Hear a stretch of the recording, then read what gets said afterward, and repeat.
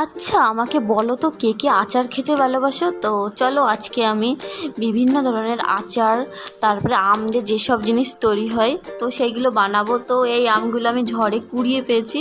তো প্রচণ্ড এখানে ঝড় বৃষ্টি হয়েছে, এই ঝড়ে কে কে আম কুড়িয়ে পেয়েছো সেটা বলো আমাকে।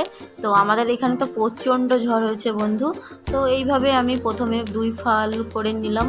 তো তারপরেই আমি এরকম চওড়া করে কেটে নিচ্ছি লম্বা লম্বা করে।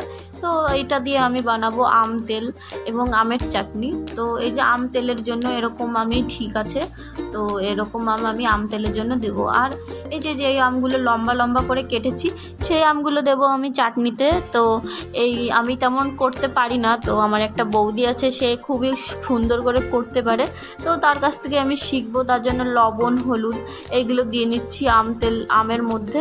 তো তারপরে ভালো করে মাখিয়ে নিতে হবে, যেমন করে সবাই মাখায়। তো এইভাবে আমি আর একটু দিয়ে দিলাম, বেশি করে একটু লবণ দিয়ে একটু হলুদ দিয়ে ভালো করে মাখিয়ে নিচ্ছি। তো তারপরেই আমি এটাকে দিয়ে দেবো রোদে। আর এইটা ভালো করে মাখাতে হবে, ঝাঁকাতে হবে যাতে পুরো গায়ে, আমের গায়ে পুরো লেগে যায়। তো এখন এই দেখো বন্ধু, এইভাবে মাখিয়ে নিয়েছি। তো এটা আমি এখন নিয়ে চলে গেলাম রোদে। তো রোদে দেখো বন্ধু, জেঠিমার অনেক আম কেটে দিয়েছে রোদ্রে শুকানোর জন্য। তো সেগুলো রয়েছে পাশে এখানে। তো এই যে, তো তারপরেই আমি এখানে চলে আসলাম, মা কি করছে দেখি। তো মা দেখি করছে এখানে আম শক্ত, মাই ফেভারেট। তো কার কার বাড়িতে আম শক্ত হয়েছে সেটা কমেন্ট করলো। তো আম শক্ত খেতে তো আমার খুবই ভালো লাগে বন্ধু। তো